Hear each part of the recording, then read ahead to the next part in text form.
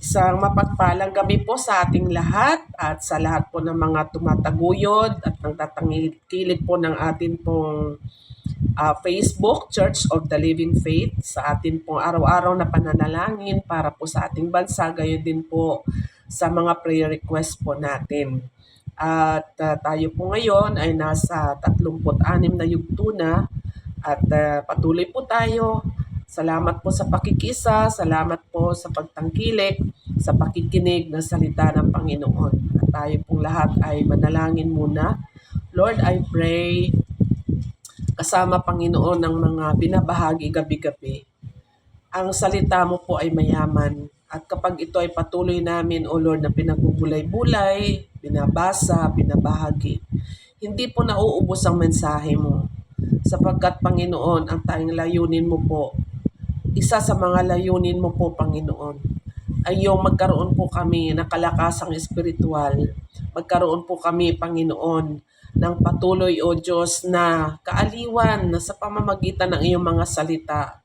Dahil ito po ang sustansya, Panginoon, para magpatuloy at lumakas ang aming buhay espiritual. Kaya patuloy mo po, Lord, kasangkapanin ang Church of the Living Faith sa pagbabahagi ng iyong mga salita at maging ang mga salitang ito na aking ibahagi tonight, dagdag mo pa po sa kalakasan ng bawat isa kasama po ng mga kapwa manggagawa na gabi-gabi ay kinakasakapan po ninyo para maghatid ng mga salita mo na nawa ay may napapalakas, nawa ay may napapagaling, merong nai-encourage, O God, at lumalakas ang kanyang buhay espiritual. Salamat po sa opportunity ito, Panginoon, and we are so grateful, Lord, dahil patuloy mo po kaming ginagamit to share your word. Bless your people na lahat po na makinig tonight, and bless also your word and hear our prayers as well, O God. In Jesus' name we pray. Amen. Amen. So, what is the word of encouragement na maaari ko pong ibahagi? Siyempre po una ay salita ng Panginoon. At ito pong word of encouragement na ito ay isa po sa mga verses na makakatulong po sa atin para po sa peace of mind. Naniniwala po ako na isang the best na blessings ng ating Panginoon sa buhay ng isang mananampalataya at sa bawat isa ay walang iba kundi yung kapayapaan, di po ba? Kasi marami po, maraming mga bagay-bagay na pwedeng makapagdudulot sa atin ng saya, makapagdulot sa atin ng galak sa buhay natin. Andyan yung material, andyan yung mga iba't ibang pangyayari sa buhay natin na masasabi natin na sumasaya tayo. Pero naniniwala po ako na ang isa sa pinakamagandang blessings na matamo ng isang mananampalataya ay walang iba kundi yung peace of mind or kapayapaan. Na ito po, o kapayapaan pong ito, sabi ni Jesus, ay hindi galing sa binibigay ng sanlibutan. Sapagkat siya po ay bago umakyat sa langit ay binilinan niya po, pinagsabihan niya po ang kanyang mga alagad na sabi niya, ang kapayapaan ang iniiwan ko sa inyo. Hindi ito katulad ng binibigay ng mundo, kundi ang kapayapaan na ito ay mula sa Kanya na Kanya namang iniiwan sa atin. Kaya gusto talaga ng Panginoon na tayo ay mabuhay ng mapayapa at matahimik. Pero dito, matutunghayan natin sa Awit chapter 34, ay atin pong pagbulay-bulayan ang mga salita pong ito na ano ba ang dapat kong gawin kapag sa panahon na ako ay naguguluhan, ano pa ang dapat na iwasan, na gawin para ang kapayapaan ay patuloy na maghari, at ano ba ang kinakailangang hakbang o iisipin gawin para mapanatili itong kapayapaan na ito. Ito po sabi dito po sa Awit chapter 34, sabi dito, si Yahweh ay aking laging pupurihin. Sa pasasalamat, hindi ako titigil. Aking pupurihin kanyang mga gawa, kayong naaapi, makinig, matuwa. Ang pagkadakila niya ay ihayag at ang ngalan niya ay purihin ng lahat.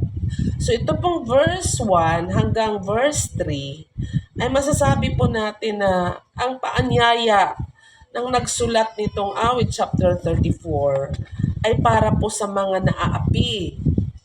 So pagka inaapi ka, syempre may self-pity. Okay? Feeling mo agrabyado ka. Feeling mo ano tawag dito, nalamangan ka. Feeling mo no? Grabe yung pagpapakita sa iyo na para kang kinawawa. So ang sabi niya dito, kapag ikaw daw ay naapi, so sabi niya ay purihin mo ang Diyos. Ang hirap po, no, magpuri sa Panginoon, di po ba? At hindi madali siyang gawin. Pero dito po, ang sabi niya ay lagi si Yahweh ay aking laging pupurihin. Sa pasasalamat, hindi ako titigil. Aking pupurihin kanyang mga gawa. Kayong naaapi, makinig, matuwa. Ang pagkadakila niya ay ihayag at ang ngalan niya ay purihin ng lahat. Sapagkat ito pong awit na ito ay sinulat po ni Haring David.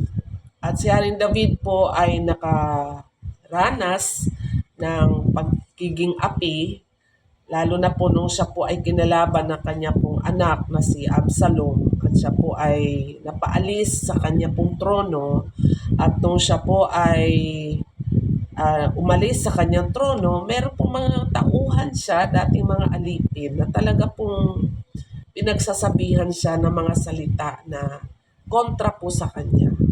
Pero si Haring David ay hindi po nagpatinag.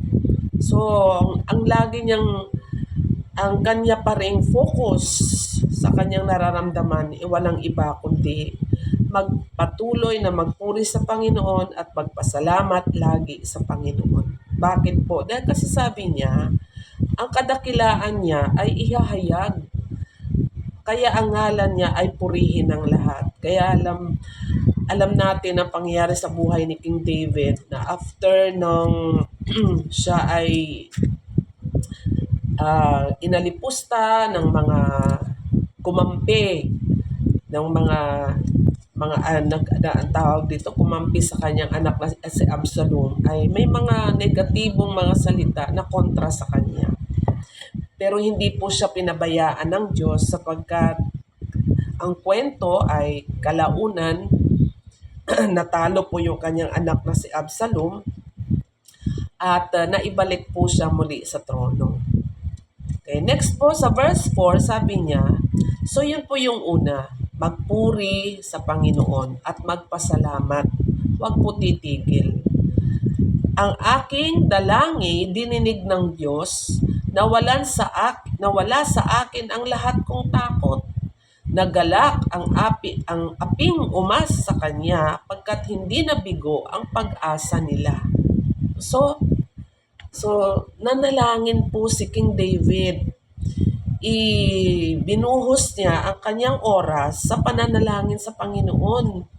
At dahil dito ay dininig siya ng Diyos, kaya yung kanyang takot ay nawala. Kaya nung una, kung api ka, so magpuri ka sa Panginoon at magpasalamat ka sa Panginoon. Pangalawa, pagka natatakot ka, manalangin ka sa Diyos. Kasi sabi niya, nagalak ang api na umaasa sa kanya. Ibig sabihin ng nagalak, naranasan niya. No, past tense na to. Naranasan niya, nagalak siya, yung takot niya, yung pagiging api niya, napalitan ng kagalakan. Kasi bakit? Pagkat hindi nabigo ang pag-asa nila. So umasa siya. Kaya siya dumalangin sa Panginoon. Verse 6, tumatawag sa Diyos ang walang pag-asa. Sila ay inililigtas sa hirap at dusa. Totoo naman po, di po ba? Kapag ikaw ay inaapi, kapag ikaw ay may takot sa puso, nandyan po talaga ang no, may mga pag-aalala sa ating mga kaisipan na para bang halimbawa ay dinadown tayo ng mga taong ito, merong mga tao na nagmamaliit sa atin. Minsan hopeless tayo na itong mga taong ito ay magbabago ba o hindi. At dahil dyan ay nagdudusa yung ating puso, yung ating damdamin, napipighati, di po ba? Pero ang sabi dito, siya daw, no, nung tumawag siya sa Panginoon, iniligtas siya sa hirap at dusa. Tapos sabi dito sa verse 7, anghel yaong bantay sa may takot sa Diyos, sa mga panganib, sila ay kinukupkup. Kaya pala sabi dito, lagi kang magpuri, lagi kang magpasalamat. Kasi nandyan po ang anghel na nakabantay. Nandyan po yung pagkupkup ng Diyos sa panahon na tayo po ay natatakot. So, number 1, anong gagawin? Laging pupurihin. Sa pagpupuri, naroroon yung pasasalamat natin sa Panginoon. Sa kabila na merong mga taong nang aapi sa atin. And then, pangalawa, kapag tayo po ay natatakot, manalangin. At sabi dito, no, yung takot na ito ay papalitan ng Diyos ng pag-asa at papalitan niya ng kagalakan. So sa pananalangin, tayo ay tumatawag sa Diyos. So paano ba pagtawag sa Panginoon? So nandun ng Lord sa oras na ito, ang takot po sa puso ko, tanging ikaw lang ang makakapawi, Panginoon.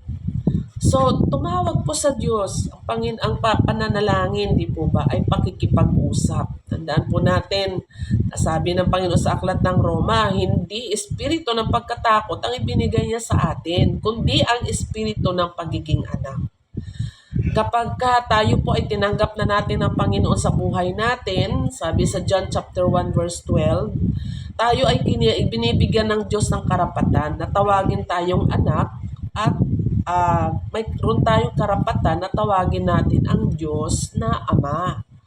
Kaya ikaw kapatid, kung yan ay tinanggap mo na ang Panginoong Hesus sa buhay mo, mayroon kang right.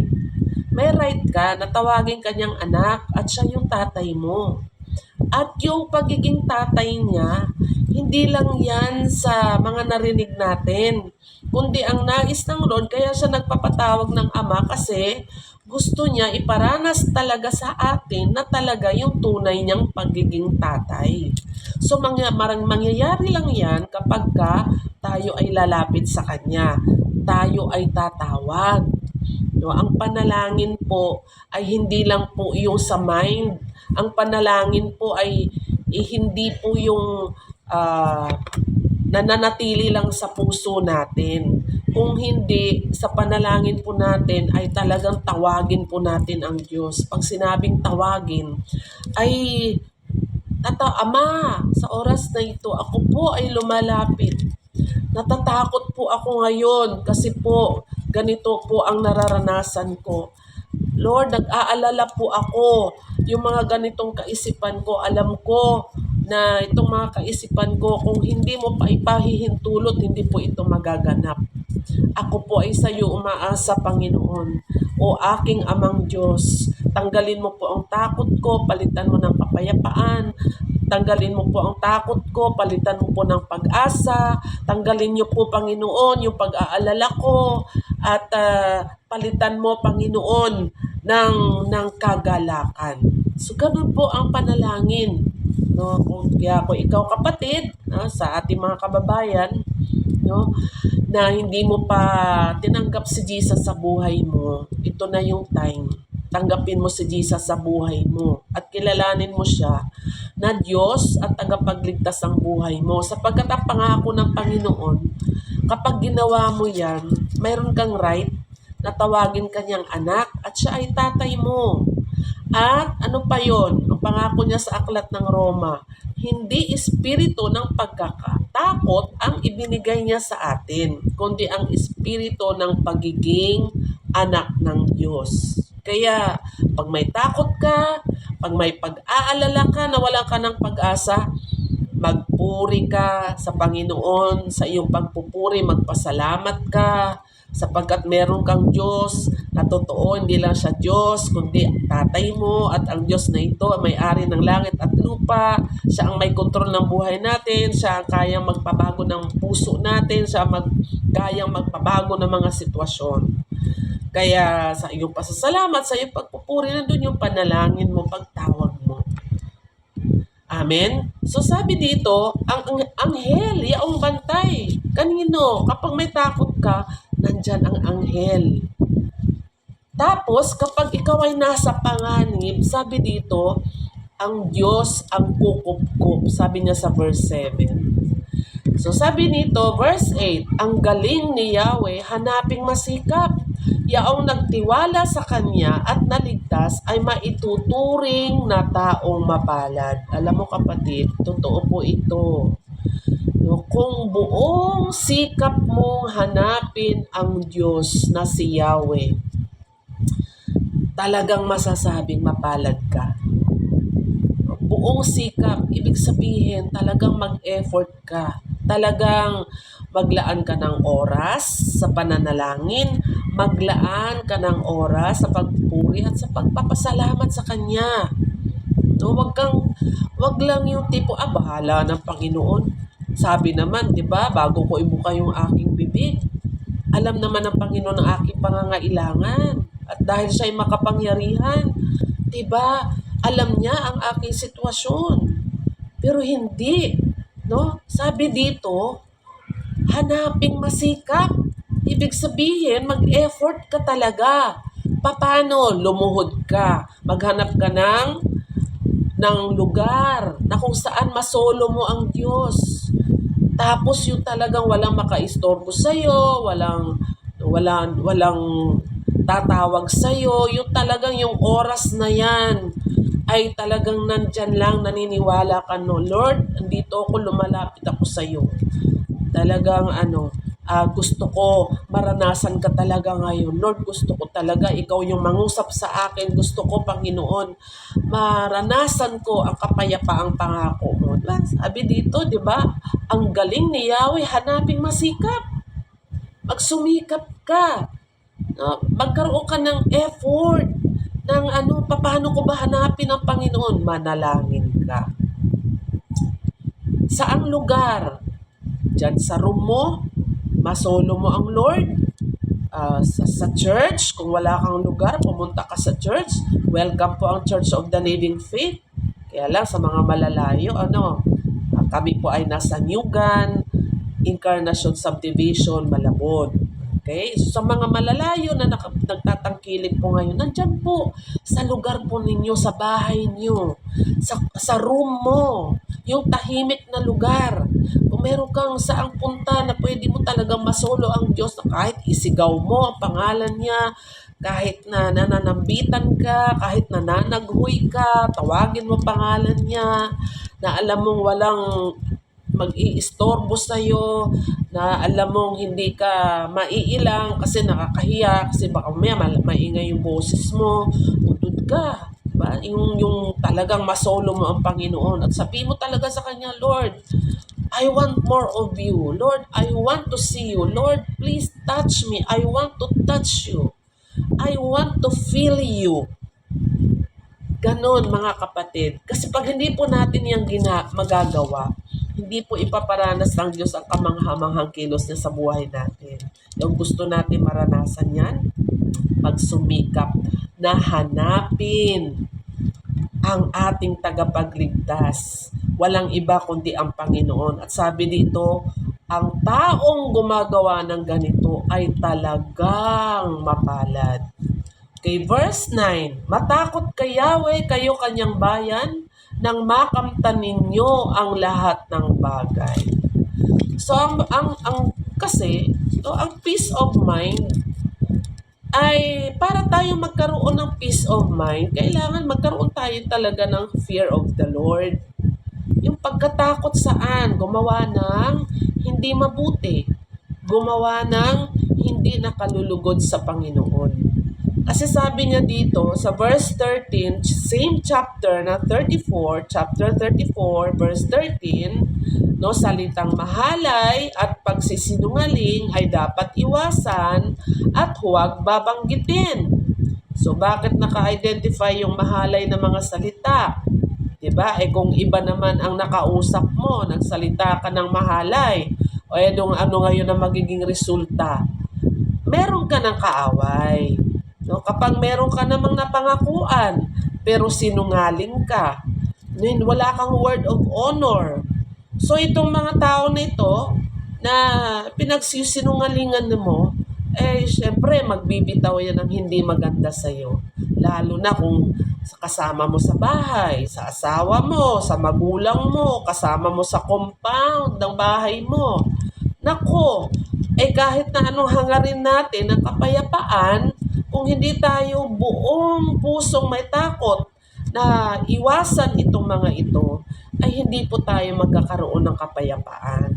Kaya kung gusto natin ng kapayapaan, iwasan natin. Sabi dito, no, dapat iwasan at huwag banggitin. Ano pa? Mabuti ang gawin at masama ay layuan. Pagsikapang kamtin ang kapayapaan. Kaya ang kapayapaan po, pinagsisikapang kamtan. Ibig sabihin, pinagtatrabahuhan.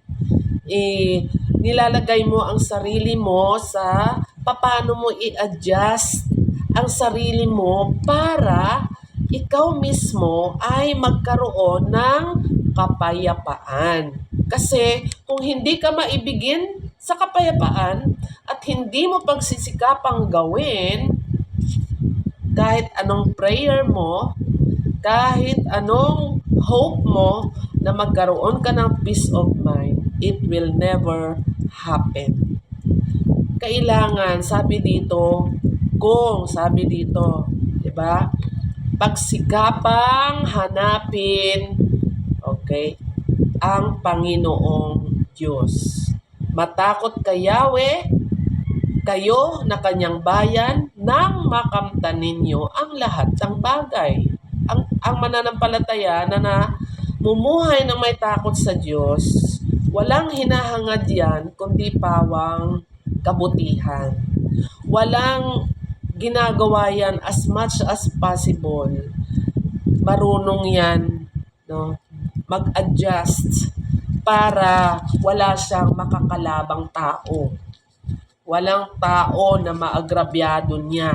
Kaya sabi dito, pagsisinungaling. Di po ba? Okay, verse 15. Hindi pa po ako tapos kasi tumalon ako. Sabi dito sa verse 10, kahit mga leon ay nagugutom din, sila ay nagkukulang sa gustong pagkain, ngunit ang sinumang si Yahweh susundin sa anumang bagay, hindi kukulangin. So para daw po hindi tayo magkulang, ano po ang gagawin? Sundin ang Panginoon. Amen po ba? Ibig sabihin, pag hindi mo sinunod, magkukulang ka.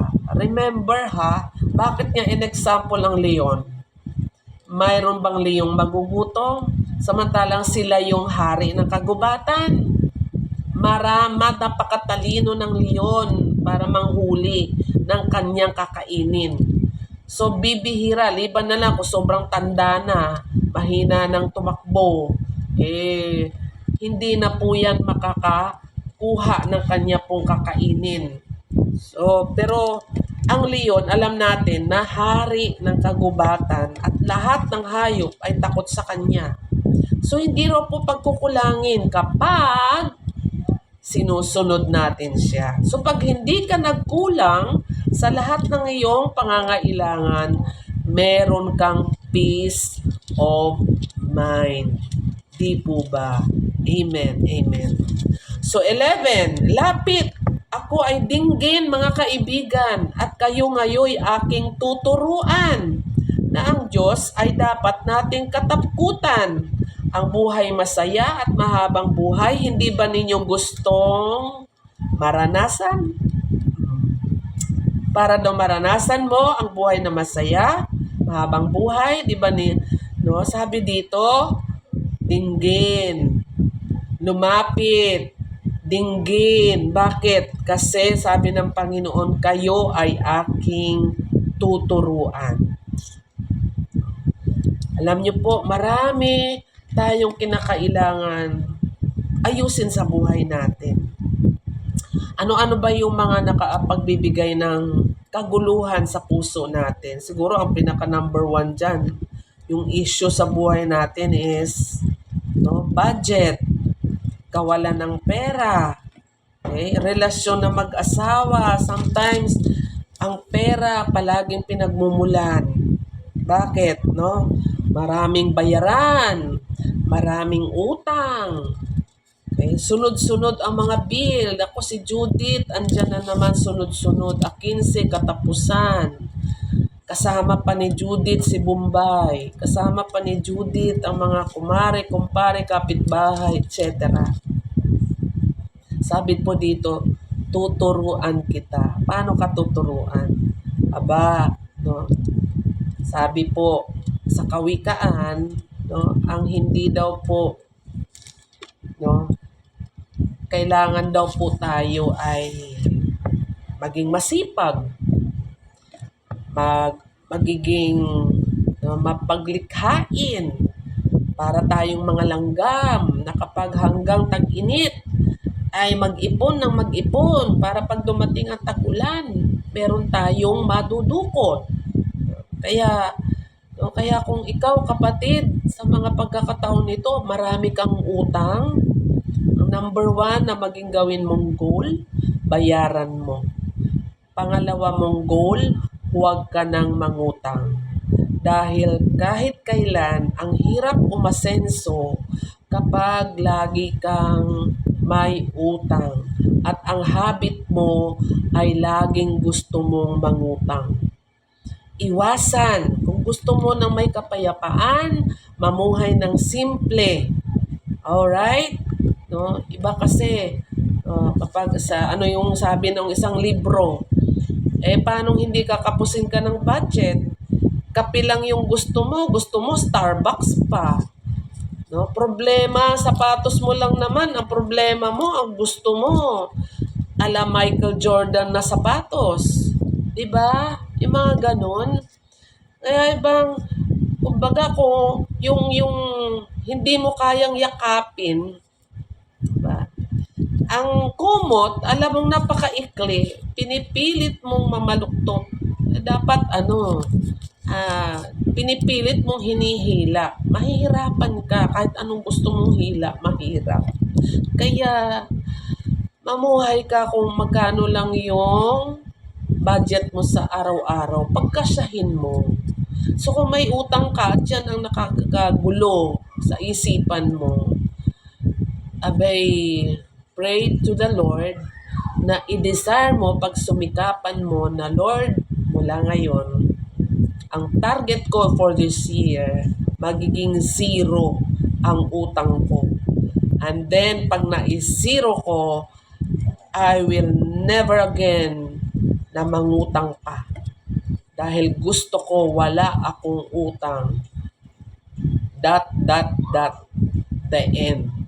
Ganun. Kasi talagang napakahirap.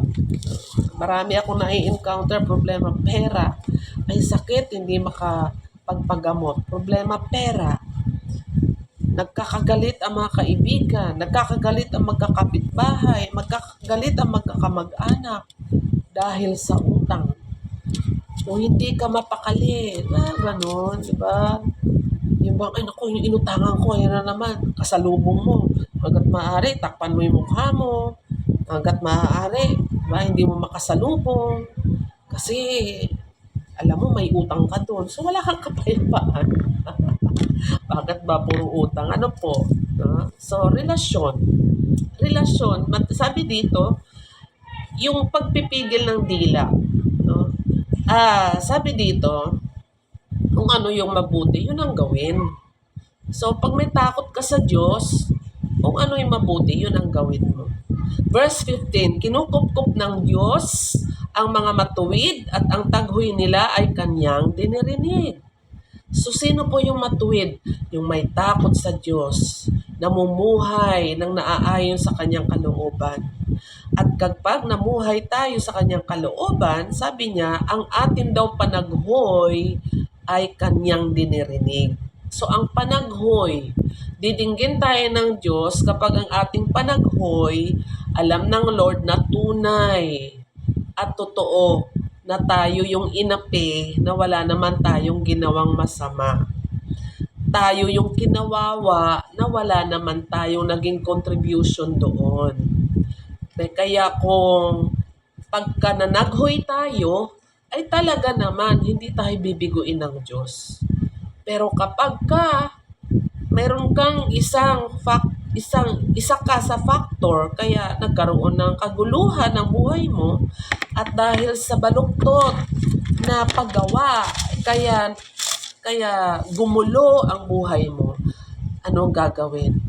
Manumbalik sa Diyos, humingi ng tawad, aminin na nagkulang, and then sa pagtawag mo, Lord, sorry, and then sa pag-sorry mo, nandoon ang puso mo na, Lord, hindi ko na po uulitin. Patawarin mo po ako. Please, Lord, help me to stand again. Lord, help me restore everything. Ano man ang ninakaw sa akin ng aking kalaban. So, manumbalik kung meron kang na-contribute, bakit nawalan ka ng kapayapaan? Bakit nawala ang kagalakan sa buhay mo? Kung meron ka ring pagkukulang, magbalik loob sa Panginoon at ayusin ang buhay. Sabi dito, pag sumikapang hanapin si Yahweh, mamuhay ng may takot sa Kanya. At sabi dito, kung ano ang mabuti, yun ang gawin, sapagkat kinukupkup ng Diyos ang mga matuwid. Verse 15, at ang taghoy nila ay kanyang dinirinig. 16, nililipol niya yaong masama hanggang sa mapawi sa isip ng madla. 17, agad dinirinig daing ng matuwid. Inililigtas sila sa mga panganib. 18, tumutulong siya sa nasisiphayo at walang pag-asay, hindi binibigho. Nasisiphayo ka po ba, kababayan, kapatid? Ang siphayong mo, idulog mo sa Diyos, isurrender mo sa Diyos, isuko mo kay Lord. Paano? Manalangin, tumawag ka sa kanyang pangalan. Lord, hindi ko na kaya. Nahihirapan po ako. 19, ang taong matuwid, masuliranin man, sa tulong ni Yahweh, agad maiibsan. Normal na po kasi sa buhay natin ang suliranin. Sa matuwid at masama, parehong nakakaranas ng suliranin. Pero sabi niya sa 19, sa tulong ni Yahweh, ang taong matuwid, masuliranin man, sa tulong ni Yahweh, agad maiibsan. 20, kukupkupin siya ng walang lubos-lubusan. Kukupkupin siya ng lubos-lubusan. Kahit isang buto ay hindi magagalaw. Ngunit ang masama ay kasamaan din sa taglay na buhay ang siyang kikitil. Mga lingkod niya ay kanyang ililigtas, sa napakukupkop siyang mag-iingat. Kapatid, habang tayo nasa mundo, patuloy ang ating pakikibaka sa mga problema, sa mga bighati, sa mga lungkot, sa mga tila buhay na kadalasan nagbibigay sa atin ng kagulumihanan, kaguluhan, kawalan ng kapayapaan. Pero iiwan ko po ang itong awit chapter 34. Ano ang gagawin? Tumawag ka sa Diyos, manalangin ka, at magpasalamat ka kasi meron kang Ama, siyang Diyos na may-ari ng lahat, at siyang kumukupkup sa iyo. Siyang nangangalaga sa iyo. Siyang nakakakita ng lahat ng nangyayari sa buhay mo. At siya lang ang tanging may kontrol ng lahat. Kahit anong gawin natin, wala tayong magagawa.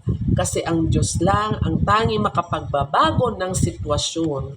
Na kahit anong gawin natin, na pagsusumikap na baguhin ang sitwasyon, wala tayong magagawa. Malibang ang Diyos ang ating lapitan at panalanginan. Sabi sa Efeso chapter 2:18, dahil kay Kristo tayo ay makalalapit sa Ama sa pamamagitan ng Espiritu Santo. Colossus chapter 3 verse 15, at paghariin ninyo sa inyong puso ang kapayapaang kaloob ni Kristo, sapagkat ito ang dahilan kaya kayo ay tinawag upang maging bahagi ng kanyang katawan. Amen po ba? Mga kapatid, mga kababayan, atin pong tawagan ang Panginoon. Surely po, katulad ng naranasan personally, ilang beses ko na pong naranasan ang kaguluhan sa buhay na talaga pong hopeless, durog, hindi ka makakain, hindi ka makatulog, kahit tubig hindi ka makainom dahil mapait, to the point na naging resulta na po sa akin ng sobrang depression at anxiety. Ako po ay tinakbo sa hospital na naninigas na po ako, na nangingitim na po yung mga dulo ng aking daliri dahil po yung pong mga negative na laman ng aking isipan, yung mga kaguluhan, yung mga takot na yun ang laging laman ng aking isipan na nakapag-contribute na po sa akin ng karamdaman. Yun po ang mahirap. Kasi sabi nga po sa science sa pag-aaral, no, kapag tayo na po ay sobrang negative ang lahat ng ating mga iniisip. So, kung paano raw po masaktan ng physical natin, halimbawa, nahiwa ka ng kutsilyo, o kaya nauntog ang daliri ng paa mo somewhere, di ba po? Ang sakit nun, di po ba? No? Yung pong dinadaluyan na ugat niyan sa ating utak, iisa lang po ang daluyan ng ugat niyan na nakaka-apekto sa ating mental, no, sa ating isipan. Kung tayo po ay nagdaramdam, aping-api, nalulungkot, nananaghoy, nasisiphayo, namumroblema, nagagalit, naiinis, ano pa, lahat ng negative na sa atin na, yan po, nakaka-damage po ng atin pong utak.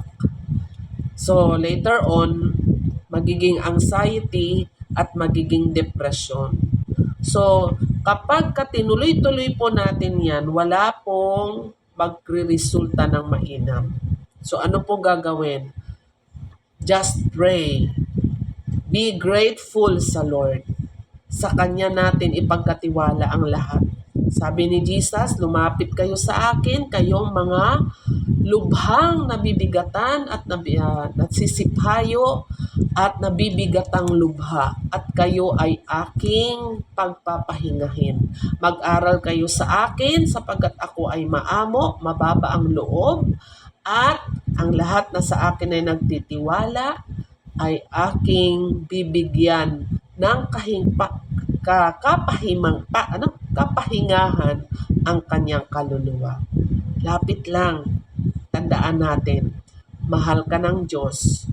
Ayaw ng Panginoon na tayo ay lubos na nakakulong sa buhay na kaguluhan. Ang gusto ng Panginoon, kaya iniwan niya sa atin, ay ang mapayapang buhay. Makukuha po natin yan.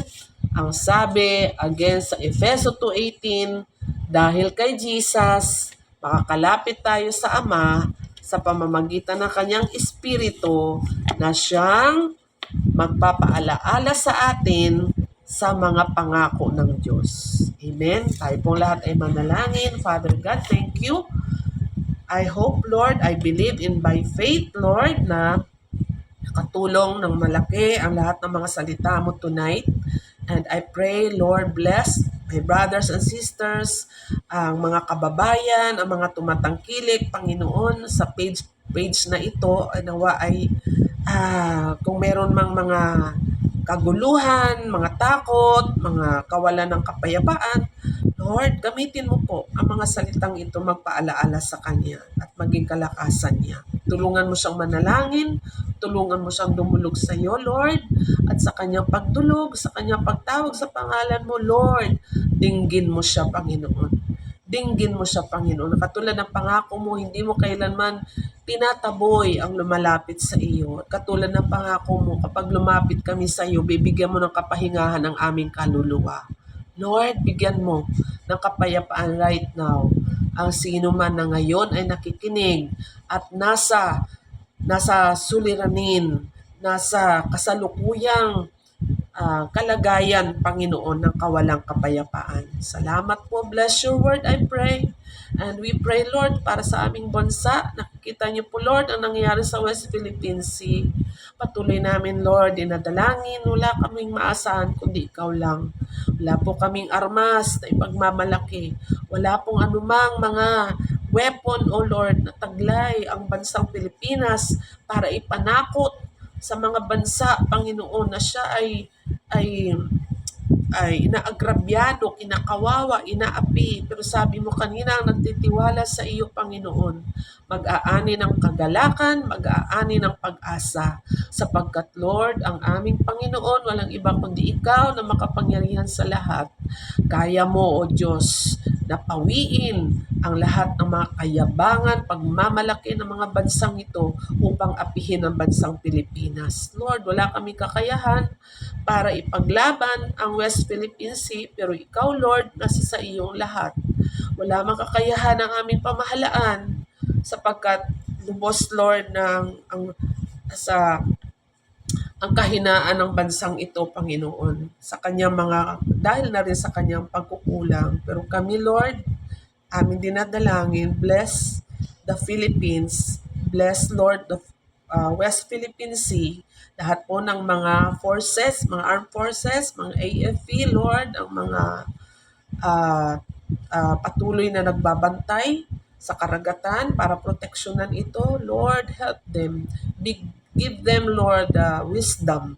Give them, Lord, strategy that comes from you alone, O God, na siyang patuloy, Lord, na magamit nila, Panginoon, para, Lord, maging matagumpay, Panginoon, ang kanilang pakikipaglaban para sa bansang Pilipinas. Bless their families, bless their loved ones, and also, Lord, bigyan mo sila ng strength and courage sa bawat araw. Ano man ang kanilang ma-encounter, Panginoon, bigyan mo ng pag-asa, bigyan mo ng wisdom, and Lord, supply all their needs, O God. Salamat, Panginoon. We declare, God, that you are the Lord, you are the only God here in the Philippines, from Luzon, Visayas at Mindanao, at lalo na po sa West Philippine Sea. Lord, the Philippines is ours because, Lord, biyaya mo ito sa aming mga Pilipino. At ang Pilipinas, ang Diyos ay si Yahweh, ang Panginoong Jesus, ang kanyang tagapagligtas. And with your angels, O God, susubaybayan mo, poproteksyonan mo, Lord. Salamat po sa lahat. Thank you. Bless my brothers and sisters here at sa mga kababayan na patuloy na nakikilahok sa gabi-gabing pananalangin ito. Ito po ang aking panalangin sa pangalan ni Jesus. Amen. Amen. So yun, good night everyone. Thank you for listening. Please share this message and continue to subscribe and support.